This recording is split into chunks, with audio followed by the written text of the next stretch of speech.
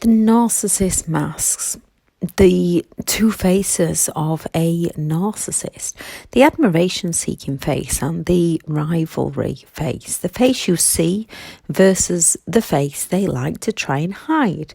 The two conflicting realities that we end up living around a narcissistic person. The first person you meet is the admiration-seeking narcissist, and you live the reality of this time. The admiration face, be it the overt or covert, the grandiose, the victim, the somatic or the cerebral, as these are more their personality types of having the disorder. Then those who have other disorders like antisocial personality disorder, as well as the narcissist personality disorder, making more the personality types such as the malignant narcissist. Part of the narcissist personality disorder is characteristic traits such as a sense of entitlement, requires excessive attention, a belief they are special, that grandiosity, arrogance, which we often mistake for confidence, as a narcissist wants to be admired through love or through fear, to feed their own sense of superiority, to feel special, unique and powerful. They will throw massive tantrums when their needs are not being met. Most people do want to feel special and loved.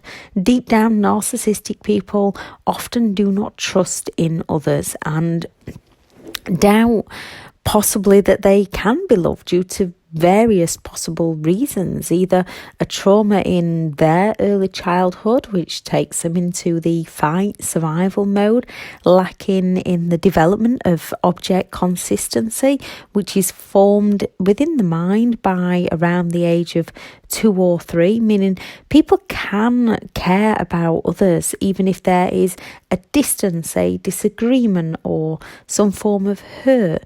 Narcissists are often missing this object consistency.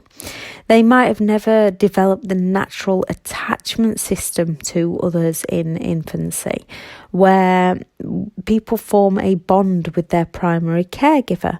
They might have never developed the level of empathy to truly care for other people or have a limited understanding to care for others on a genuine basis. Or something happened to them so they just completely removed empathy for others within themselves, or solely deep down as they know they are all about themselves. They believe that others are true deep down because they know how they behave, they know how they destroy others, they know how they think. They think others think and feel the same. So it's that kind of attitude of get in there first and destroy them before others destroy me. Deep down, most narcissists are possibly empty, feel insecure and feel worthless, yet they are not brave enough to bring those insecurities and vulnerabilities up and heal those wounds within themselves. They're quick to judge other people instead, quick to put other people down, quick to feel criticism if anything goes against what their beliefs are. And as that true inner self is often extremely painful to look at, they long for the admiration from those around them. And while everything is going exactly their way, the admiration face will shine in all its glory. Those who have the disorder often do actually want to feel loved, and they definitely want and need admiration. Why in the beginning they can come on so strong, yet as they don't know who they indeed are within themselves, they mirror others. They will choose a target out of desperation to be with someone to prove that they are the normal one, whatever normal is. Also because they see a quality within that person that they admire and they want. The idealisation stage is the perfect setup for a narcissist to show off their admiration face. And When we live the reality of their admiration phase, when things seem almost too good to be true, but we've no reason or evidence to perceive the idealisation stage as anything other than our dreams coming true. Love bombing is cruel and often calculated manipulation, with narcissists' false promises of the future by mirroring who we are.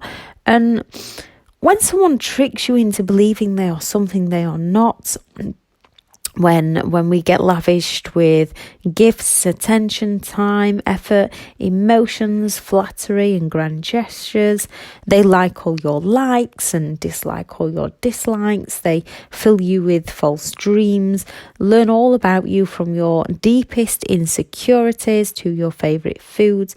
They, in essence, turn into you. They match you like for like, leading you to believe that you've met the one, your soulmate, someone that you can really connect with, and that all your dreams have come true. Yet it's all manipulation to feed you a reality that they can never fully deliver.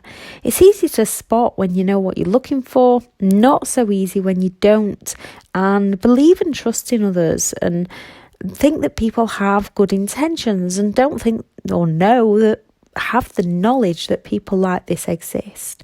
Love bombing is used to create feelings of obligation and hope within the narcissist target.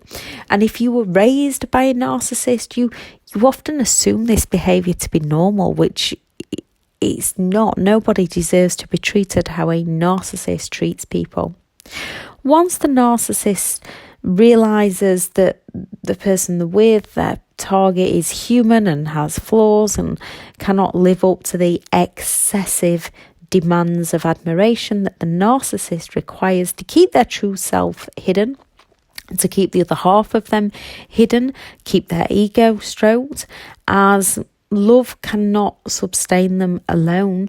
They cannot grasp the ideas of mutual acceptance, or that people have weaknesses, they can accept people have weaknesses, that people have flaws, that no one is perfect, that we need to compromise with each other and find a mutual understanding, that people have boundaries. They are very tunnel visioned and only see it as their way. While everything is going their way, all will seem all right, although it's not all right, because underneath that admiration face, which is all an illusion to sell you dreams and then deliver you your worst nightmares, as they lack in the empathy to truly care, object consistency to truly connect, and the very foundations of the relationship is built on a lie of who they sell themselves to be. Also, as love often feels unsafe to them, they then thrive off drama and they thrive off conflict. The admiration phase is when we live the side of them that we are always striving to get back. And when we do get it back, it's only ever temporary, as it's not who they indeed are as a whole person. Their admiration phase is, I am great, I am special, I am perfect, I am powerful, I am better than others, I know how to handle people. They don't go straight out and say it. They instead put on the charm to draw you in, or the woe is me, so you empathise with them, want to help them, as they are treating you so right, you couldn't imagine anyone would want to hurt them. If you've been hurt in the past, you can relate to them. This love bombing phase is your reality at that moment. It might well be an act or an illusion on their part. It might be baiting and a trap on their part, as you do not see the act, as you do not see the lies they are telling you. It's real. It builds you up to living in such a fantastic high, releasing that dopamine so you become both emotionally and chemically addicted to them. as they believe in their own greatness, as some can act so confident, or they can play the victim so well. They have that magnetic pull to them. Those who don't fully understand them are charmed and taken in by them, or empathise and want to help and support them, often unwittingly becoming an enabler or a flying monkey. If you don't know and don't understand, it's effortless to fall in love with their love bombing. As they swoop in, sweep you off your feet, you're not aware this person is wrong for you until you're in way too deep. Then when reality starts to hit of how toxic they are, it's incredibly hard to break free, as you've lived the time when they treated you so right. And most often they have you that full of fear that, or they financially abused you, then it seems very, very difficult to get out of the relationship. Loving them more will not stop them from hurting you. The other person that makes up both sides to a narcissist is their rivalry face, the rivalry narcissist, the envious narcissist. Due to their gaslighting, blame shifting and projection, we don't see this side for what it truly is. When we do, they use many covert, including passive-aggressive manipulation methods to hide it from us. Those painful silent treatments, those sulks, the intimidation, the invalidation, the triangulation. The rivalry face is often down to the traits of the disorder, such as jealousy and envy, a lack in empathy, exploiting others to get their own needs met, as they have a belief that they are special and above others. They have a desire to put others down in order to feel better within themselves. They are arrogant enough to believe they are entitled to special attention, and they are preoccupied with their own power and success, whatever that power and success is to the individual narcissist. A narcissist sees all others as rivals to them with their lack of empathy, the sense of entitlement. Narcissists are incredibly jealous and envious people. When someone is getting something that they want, or the narcissistic person considers the target to be doing better than themselves, they seek to destroy. When they are not getting their own way, as they feel entitled, they take this as in-depth criticism, and the tantrums begin to show, slowly breaking down your boundaries with the narcissist triangulation, pity plays, guilt trips, intimidation, invalidation, and many more. And this is usually done slowly over time with their added gaslighting, which is psychological manipulation, making their target lose their own reality. They seek to take out those who they feel are not serving them as they should, not admiring them as they should, as they feel shame. And they do not like the feeling of shame for the things they do. They blame, shift and project to escape accountability, to escape responsibility, often telling that many lies. They believe their own lies. They believe their own reality. The more they manipulate targets into doing precisely what they want, as they have that need for dominance and control, the more the target loses part of who they are, leaving the target hurt, confused, walking on eggshells around the narcissist, and often alone, as the narcissist will have most likely isolated them. Yet when the target gets something right, the narcissist will offer intermittent plays of being nice, their nice side, their admiration face. When we behave or we conform to their demands, they will bring back that admiration face to confuse us all the more.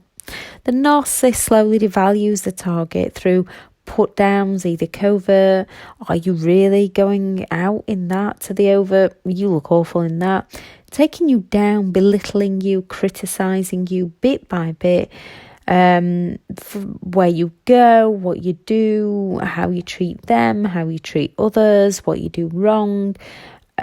Then when they need you again, they will lift you back up just for a moment to get their needs met.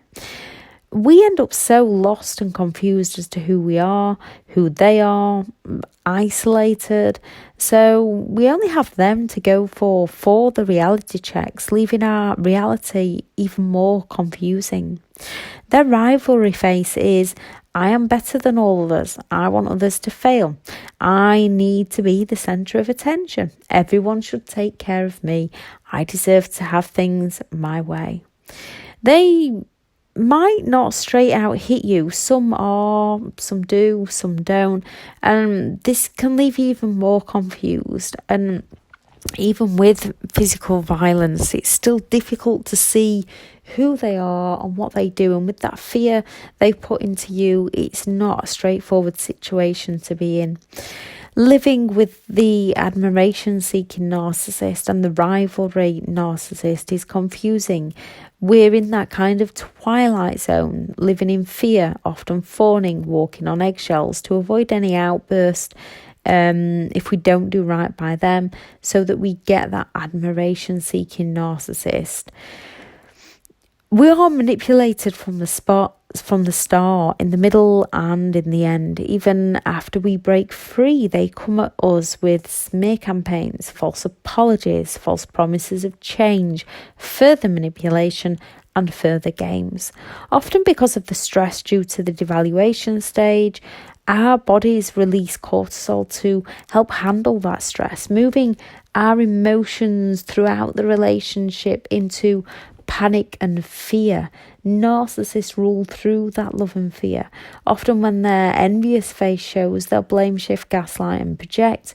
Then when they achieve the reaction they want from us, their attention-seeking face is back, offering us that intermittent reinforcement that it was us who brought out their envious face. And if only we didn't do that, as they will tell us, or if only we do this, then, and when we do as they ask, we get that admiration face. They can treat us so well. And that releases the dopamine when they are treating us well. This forms not only an emotional trauma bond to them, but also a chemical bond, keeping us attached to them, making the pain of leaving feeling worse than the pain of staying, keeping loyal and trapped to the abuser, as the narcissist has subconsciously trained you to blame yourself for their toxic behaviour, leaving us feeling powerless and stuck within the toxic cycle of the relationship. It's painful and confusing and causes so many psychological problems within our own minds. To heal and recover and move forward, we have to have an understanding of the disorder, whatever that understanding is to us, and we have to have an understanding of the effects that it has on us, and we have to learn to understand ourselves, learning about who we are, learning about our beliefs, our values, our feelings, our human needs, our boundaries, so that when we meet people, those red flags become deal breakers. When we meet people and something just feels off about them, instead of trying to overanalyze it, instead of trying to understand it, instead of trying to find a reason of why they may behave the way in which they behave, and just knowing that something feels off about them, that person is just not for me. That person might be a perfectly nice, kind, genuine person, but we don't gel with everybody. So if something feels off about somebody, you have every right to walk the other way and live your life for you. No malice intention. You're just leaving them to live their life how they want to live it. I shall again add in the description where you can find me on social media and the online courses. I'll add the video on the 9 tactics that narcissists do use to confuse us. If anyone has any advice, please also add that into the comments. I hope everyone has an amazing day. If you are new to the channel and you do find the information helpful, please do subscribe, like and share. Thank you very much for listening. Bye.